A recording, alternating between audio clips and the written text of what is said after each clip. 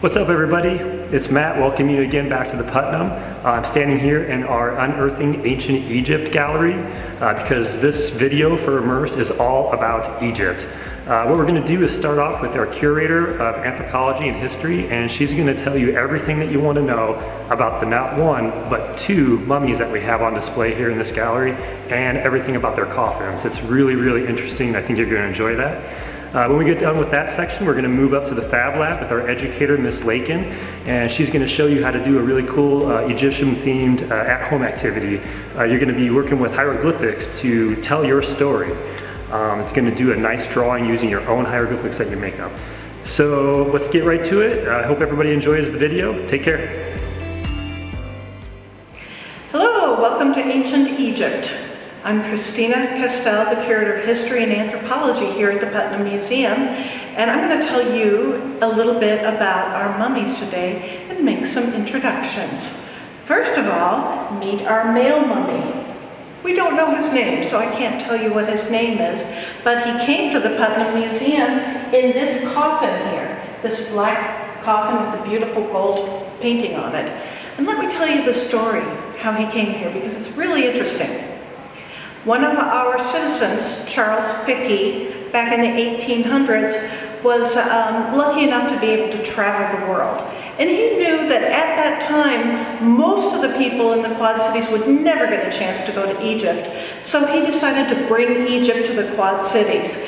So when he was in Cairo, he visited the Cairo Museum, and he walked in and he said, "I'd like to buy a mummy." Can you imagine that?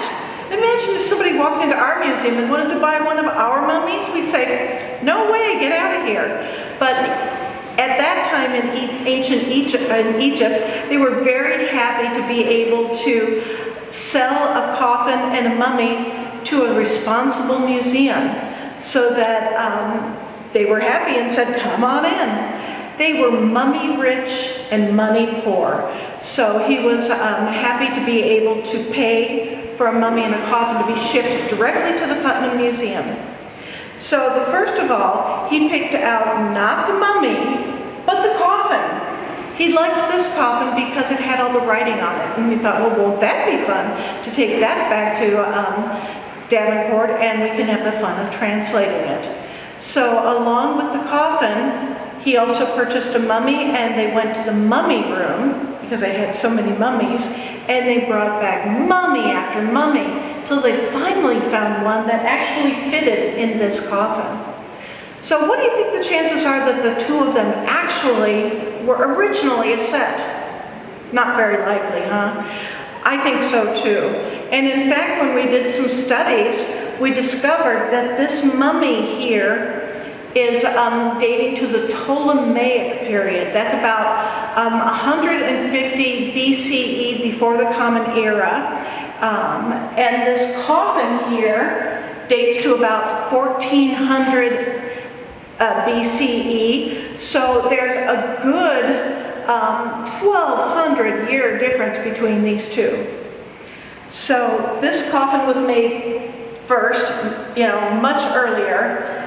And the interesting thing is the space on this coffin, right here, where the name should be painted, is blank. Do you think that the original occupant of this coffin was very, very naughty and didn't have his name put on? Because that's the way to the afterlife, is have your name spoken in the afterlife. Well, that's one possibility, but I think it's much more likely that at that time, there were not that many people in ancient Egypt who could actually read hieroglyphic writing. So it was a pretty safe bet that if they forgot to put the name on the coffin, that the family wouldn't notice because they may not be able to read hieroglyphs. So I think it's more likely that it was just a little money-saving thing on behalf of the people who had produced that coffin, that they were going to save a little bit by not painting the name on. So what happened to the mummy that originally was in this coffin? I don't know. Who knows? He could be anywhere else in the world, or the mummy might not exist anymore. Now what about this guy here? What's his name? We don't know that either. At the time that he was mummified, this person here didn't have a coffin. At that time, they used to wrap the mummies very nicely, and you'll notice that his wrappings are real pretty. They're all woven together, and he's got a very beautiful funerary mask on.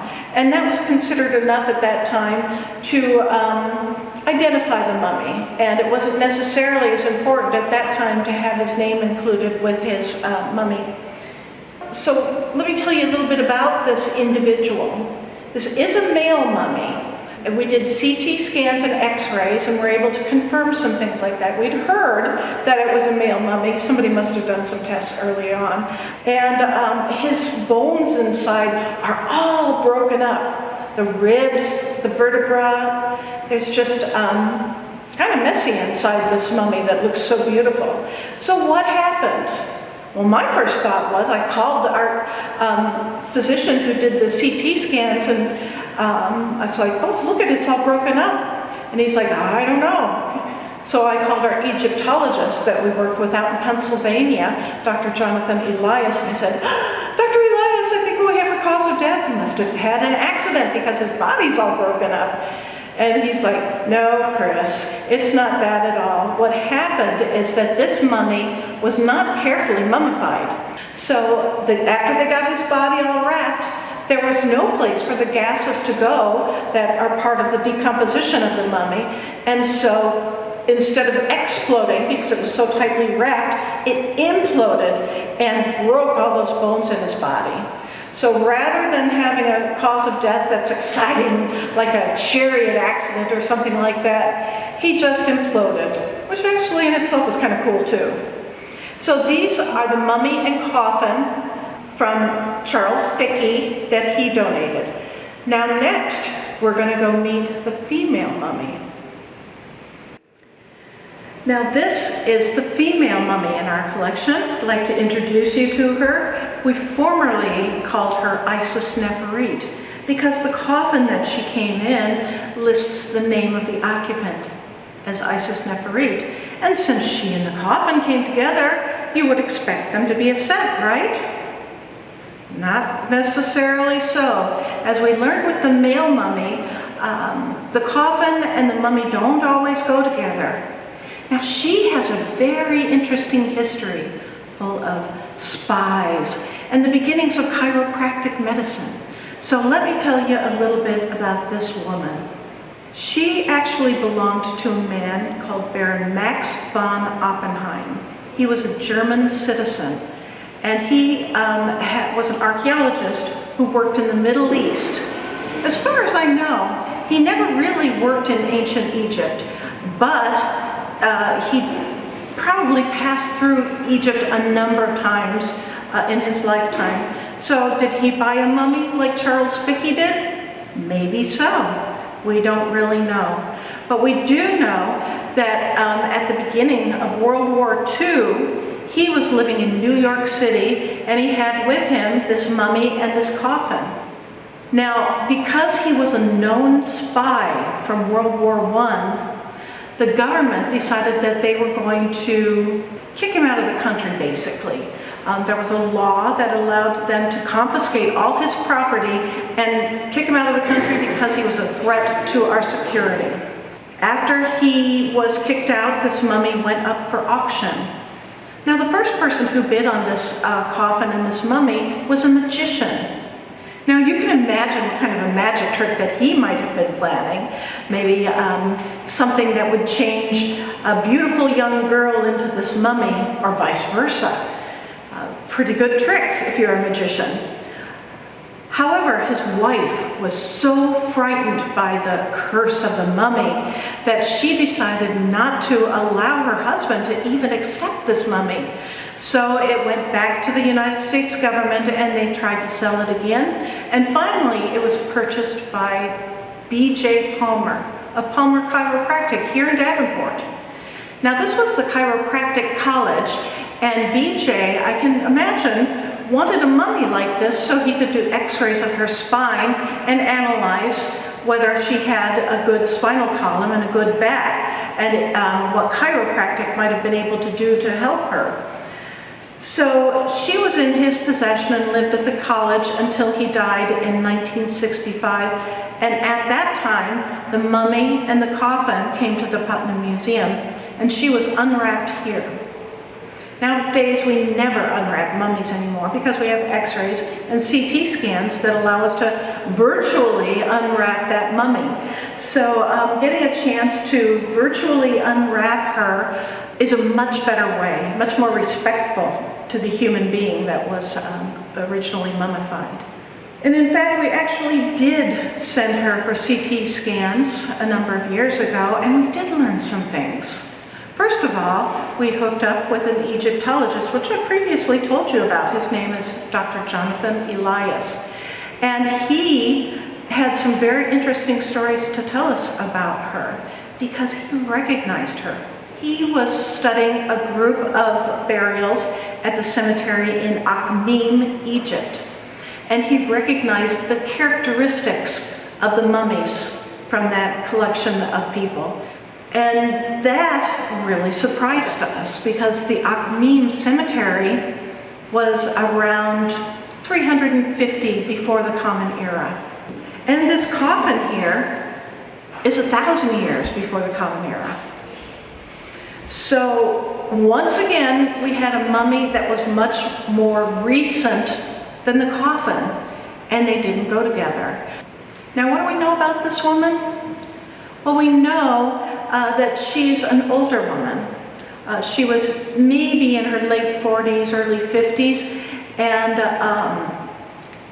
by studying her, the way that her bones are from the CT scans and the x-rays, we realized that there are a couple bones in her pelvis, her hips, that are slightly separated.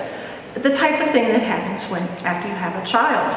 So our mummy was actually a mommy, which was a big surprise because Isis Neferit, as a chantress from a temple, would never have been married. So this mummy was married and was a mother, and probably at her age, a grandmother. So we have a mummy and a coffin for a girl who was a chantress who died in her very early 20s and was never married. So these fell into B.J. Palmer's hands, and B.J. is also another one who is very interested in helping educate the public. So he was very happy to donate them to the museum eventually, and we were so happy to add a second mummy to our ancient Egypt population. Hey everyone, Miss Lakin here. Today's activity is all about Egypt. So today we are doing Picture My Life, our Immerse activity. You can find this on our website under the Virtual Learning tab. You need just a few things for this, and it's really fun. So let's look at it. It says, Picture My Life. Both Egyptians and Native Americans use pictographs to record their history. Make your own visual depiction of your life. Choose between using their symbols, and you can click on the links below, or create your own. So for this, you're gonna think about major events in your life. So think about maybe one a year for something important that happened that was special to you that happened during that year. So that's gonna be your first thing that you're gonna do. And then you're gonna think of how can you create a pictograph or a symbol that represents that. And we're gonna use that to create a beautiful piece of art to represent your life major events through a pictograph. So you'll think of your events. I thought a couple of my own events. I thought roughly of 12. I thought about how I could make a symbol to represent that event. So maybe when I moved to a farm, for that major event, I would make a symbol of a barn. So I thought through a little bit. My first pet, I'll create a little image of a cat. So that's your first step. So go ahead and think about your life and those major events. And then try to think of a symbol or a pictograph to go with it. And then you're actually ready. You're gonna need a paper bag of some sort. We have some recycled from grocery stores, or you can just find brown paper bag. And then you'll also need some colors. So I'm gonna use markers today. You'll need some scissors and a pencil. And you can think of this two different ways. You can kind of go the Native American route, where you take your your paper and you can crumple it to make it a softer texture, kind of like animal hide. So just kind of crumple it up, make it soft, and you can do that a couple times to get, and then you could, this can be your canvas, what you're gonna draw on. Or you can think of it, today we're all about Egypt, so think about what the Egyptians wrote on. They wrote on papyrus. They made papyrus paper from papyrus, the plant that grew by their Nile. They used it for lots of different things. So for this one, I have a papyrus scroll. So you can even add a string if you want for your artwork. And just lay it out flat. And then, you know, Egyptians wrote in pretty organized columns and rows. So today I'm gonna go that way, but you could also design it. You can start with a swirl and make your image or your pictographs go out. So think about the layout of how you wanna design yours. So I'll do a couple rows. So there's 12, so I'll do 4 rows of, or I'll do 3 rows of 4. Okay, so my baby brother, that was the first major event. So for that one, I'm gonna do a baby bottle.